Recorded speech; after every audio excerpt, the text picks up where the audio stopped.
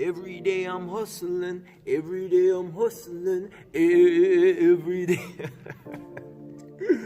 Yo, what is up there, guys? And welcome back to a brand new episode of The Evolve. Man, how y'all guys doing on today? You know what? I'm doing all right. I'm doing all right. You know who wasn't doing all right?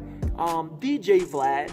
You know, in the beef between DJ Vlad versus Rick Ross, it got pretty physical. Not just physical, but there was blood, there was stitches, there was broken noses, there was fractures, there was a lot of stuff. So today we are going...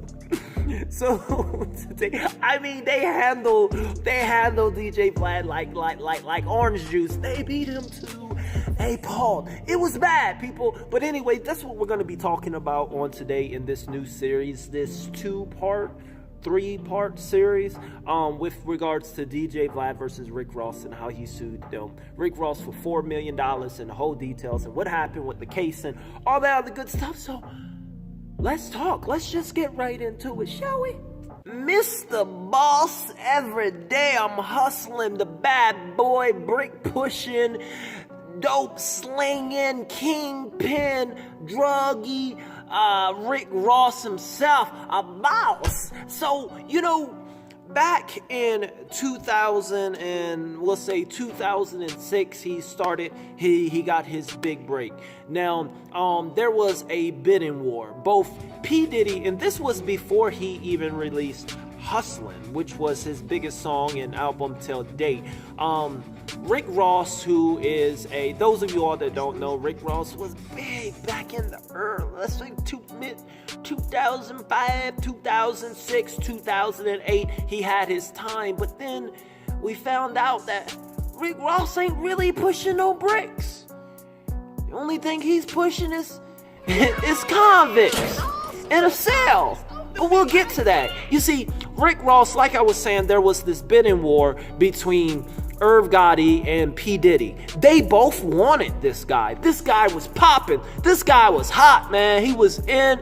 Everybody wanted a single with, believe me, I'm telling you, everybody want Rick Ross on the track because he was a boss. And Irv Gotti, P. Diddy, you had Murder Inc. and you had Bad Boy Entertainment. They were fighting to get him signed. Now, he ended up signing with neither one of them. He ended up signing, guess what? He ended up signing with Jay-Z, and then he released an album. So things were popping. He was a boss, and let me tell you, a lot of people, when I told you a lot of people wanted him, these are some of the people that he did songs with, that he ended up doing songs with. We're talking Meek Mill, Gucci Mane, Jay-Z, Nas, Future, Triple C, T-Pain, Omarion, and so many more. I'm talking, did I say Meek Mill? Meek Mill, and so many more. Like, he was on everybody's rack. I mean, because he had this persona of this big drug pen. And not only that, he had claimed to know and had found and seen Pablo Escobar. He was good friends with him.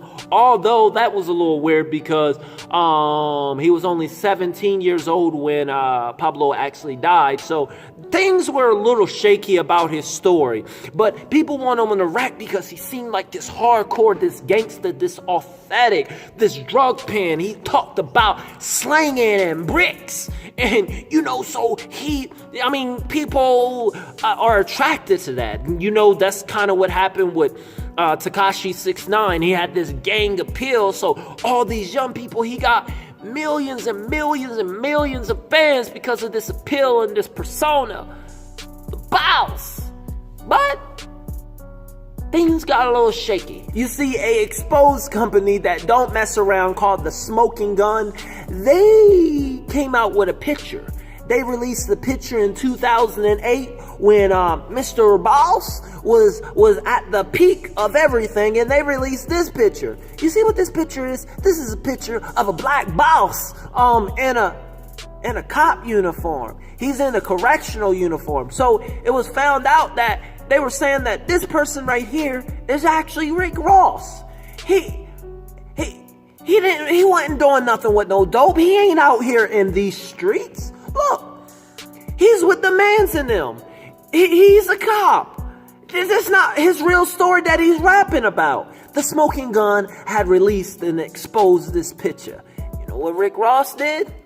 Yo, that ain't me. Y'all sing my songs. Y'all see my videos. I'm out here slanging. I'm Rick Ross. Come on now. They don't even look like me. Look at that person and look at me. Look, do that look like me? Huh? Come on now. Y'all making me really mad right now. So that's what Rick Ross said. He went on several interviews throughout that year denying that was his picture. Actually, he stated that people on the internet was just putting his face on the picture of the cop.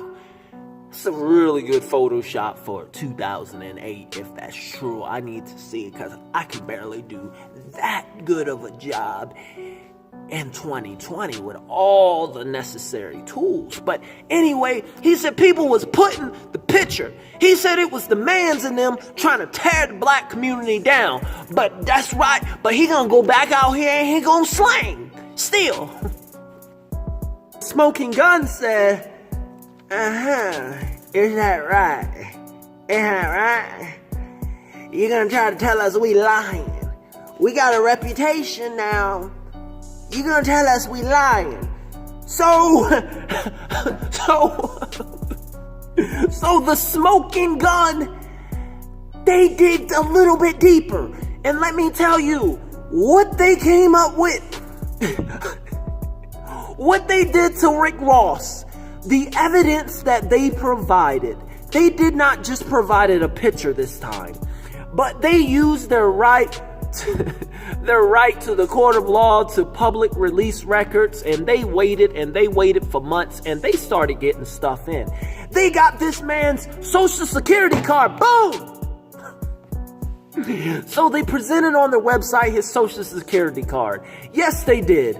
They plugged his social security card and they matched his number with the number and with the name that is actually on his CD and his albums that was released. And he said it was a fake security card. So they're like, okay, we got more for you. They went and they found this. It was a certificate. It was an award certificate from the correctional office that he was working at, from the jail facility he was working at. See, he got an award for perfect attendance. The CEO, his supervisor, said not only was he a good CEO, but he was a boss. He was the boss of CEOs. He was there every day. He didn't miss a day. Slanging them in the cell, man. He was the best CEO. Every day I'm hustling. Every day I'm hustling. Every day I'm hustling. Yo, they lying. That ain't me. I ain't even get no awards. I'm black. I show up late. That don't even make sense. I'm black. I show up late. That don't even make sense. Why would I get perfect attendance? Is what Rick Ross said. He said that he can barely wake up and start selling drugs each day, every day on time. Let known. He said that don't make sense. So the Smoking Gun, guys, this is so sad. So,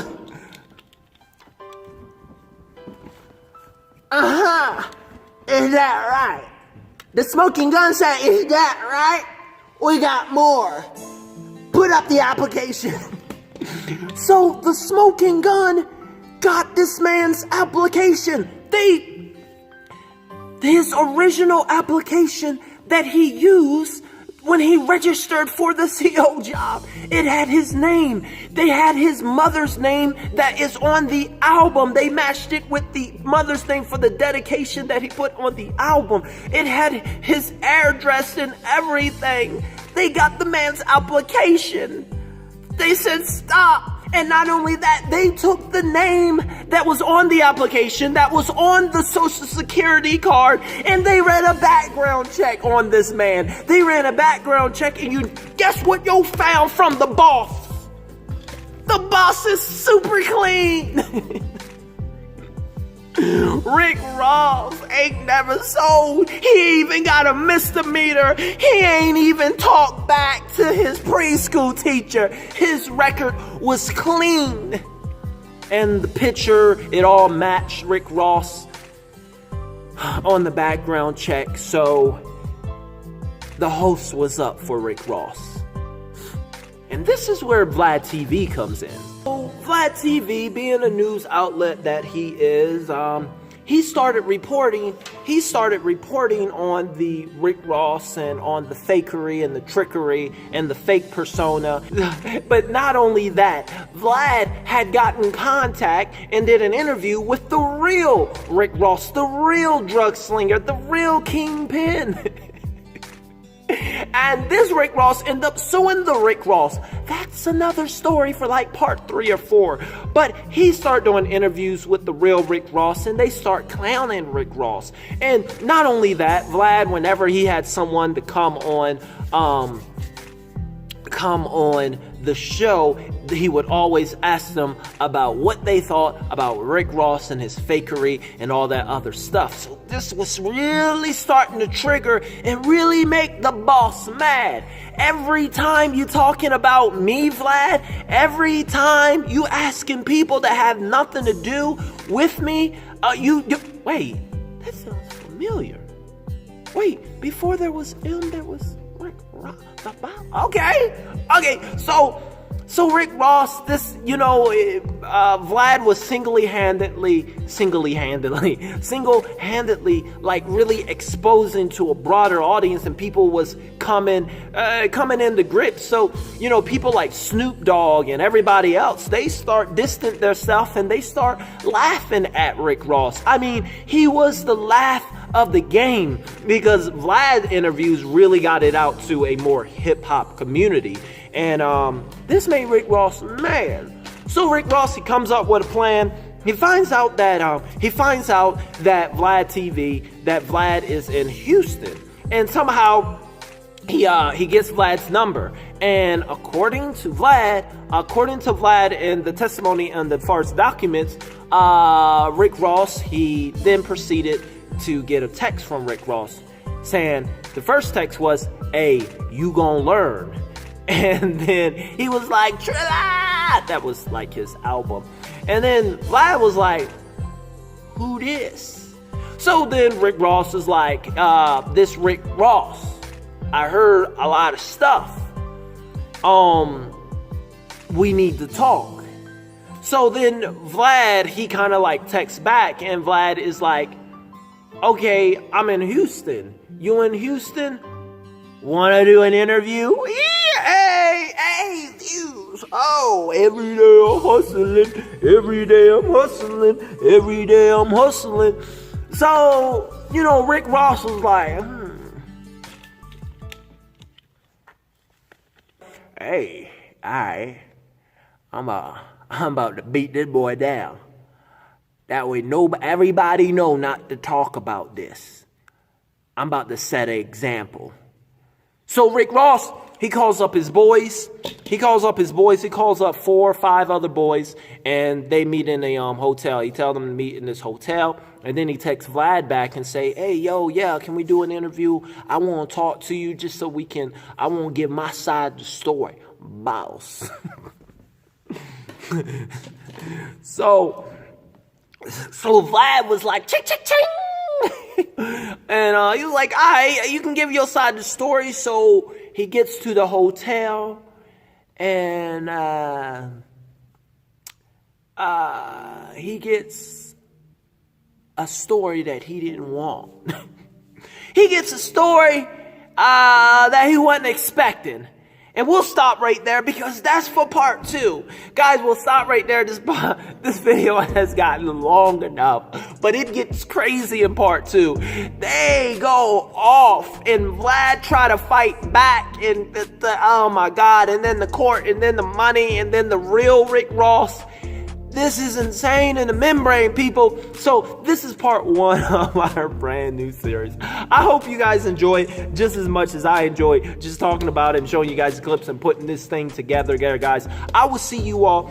Tell me if you want to see part 2 or if you're down with this, man. But anyway, this is for educational purposes. No, Rick Ross, I will not meet with you, man. I don't want to talk about it, all right? Yo, I'm going to get blocked. I'm going to get blocked. Let me add them to my list. Anyway, this is going to be fun there, guys. Follow me on Twitter. I will see you guys in the very next episode. Keep hustling. Every day you hustling. KIP, keep it positive. Yeah, every day I'm hustling. Every day I'm about.